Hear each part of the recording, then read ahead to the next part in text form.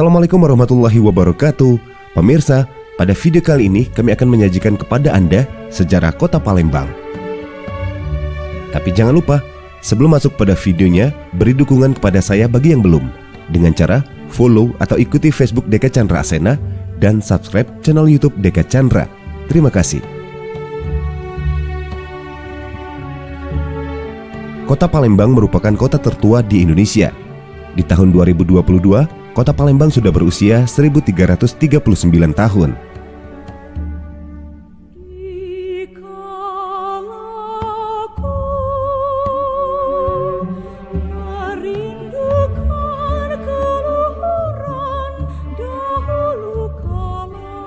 Hal ini berdasarkan Prasasti Sriwijaya yang dikenal sebagai Prasasti Kedukan Bukit.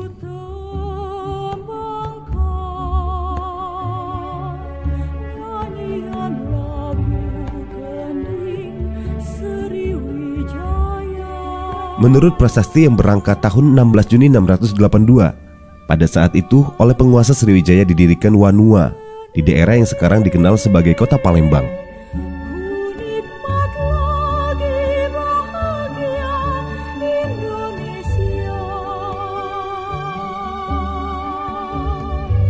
Menurut topografinya, Kota Palembang dikelilingi oleh air, bahkan terendam oleh air.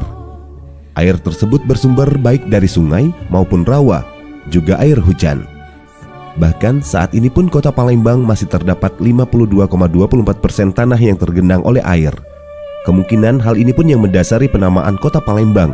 Dalam bahasa Melayu, pa atau pe sebagai kata tunjuk suatu tempat atau keadaan.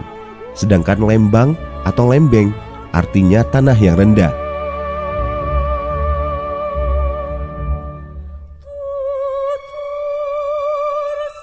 Sedangkan menurut bahasa Melayu Palembang, lembang atau lembeng adalah genangan air. Jadi, Palembang adalah suatu tempat yang digenangi oleh air. Kondisi alam ini bagi nenek moyang Palembang menjadi modal mereka untuk memanfaatkannya. Air menjadi sarana transportasi yang vital, ekonomi, efisien, dan punya daya jangkau dan punya kecepatan yang tinggi. Selain kondisi alam, juga letak strategis kota ini yang berada dalam satu jaringan yang mampu mengendalikan lalu lintas antar tiga kesatuan wilayah. 1.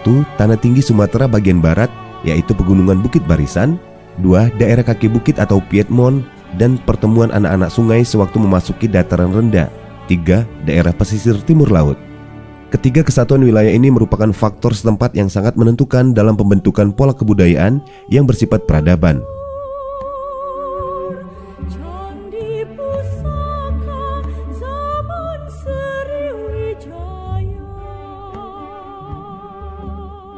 Pemirsa, keberadaan sungai di Pulau Sumatera, sungailah yang membangun peradaban di Pulau Sumatera. Berbagai peradaban muncul di sepanjang aliran sungai, termasuk Kedatuan Sriwijaya yang awalnya dimulai dari pemukiman di daerah aliran Sungai Musi, mulai dari muara hingga ke hulunya. Jauh sebelum Sriwijaya hadir, sudah ada pemukiman daerah aliran Sungai Musi.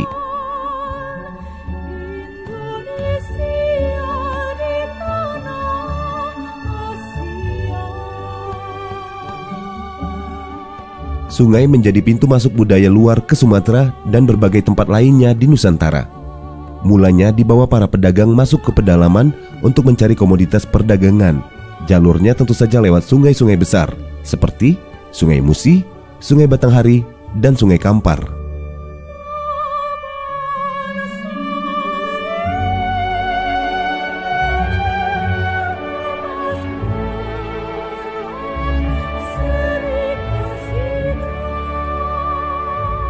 Sumatera telah tercatat lama dalam berita Tiongkok.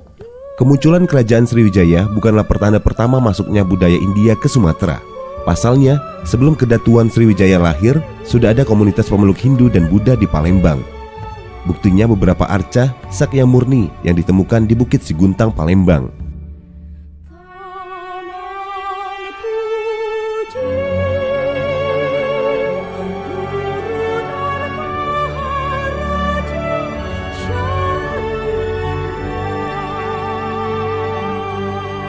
Pada abad ke-7, Sriwijaya sudah berupa pemukiman yang tertata dengan baik. Bangunan-bangunan religi di tempat yang tinggi dengan pusatnya di Bukit Siguntang. Pemukiman di tepian Sungai Musi dan Taman Sri Kshetra ditempatkan di kawasan berbukit dan berlembah di barat laut kota Sriwijaya.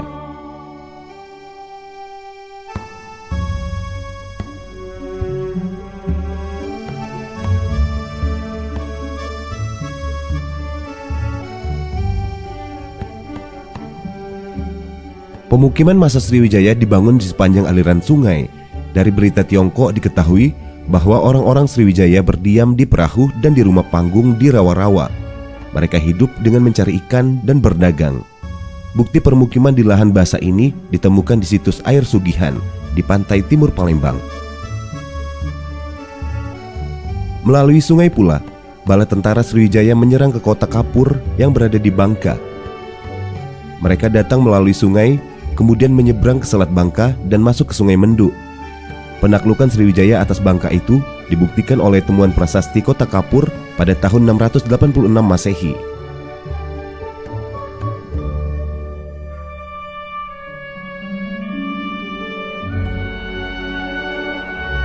Pemirsa, sungai begitu penting dalam perkembangan peradaban Nusantara, khususnya di Sumatera.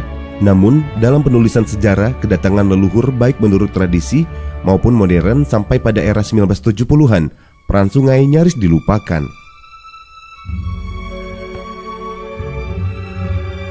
Pemirsa, dari tayangan video ini, kami mengajak kita semuanya untuk kembali mengenang peran Sungai Musi di Sumatera Selatan khususnya. Keberadaan Sungai Musi ini tak ubahnya sebagai jalan tol yang dapat menghubungkan kita kemanapun. Setiap peradaban atau perkampungan tua yang ada di Provinsi Sumatera Selatan selalu berada di tepian sungai, baik Sungai Musi maupun anak Sungai Musi. Pemirsa, terima kasih telah menyaksikan tayangan video ini. Semoga dapat memperluas wawasan sejarah kita. Deka Chandra Asena bersama kameramen Andika pamit. Sampai jumpa di video selanjutnya. Wassalamualaikum warahmatullahi wabarakatuh.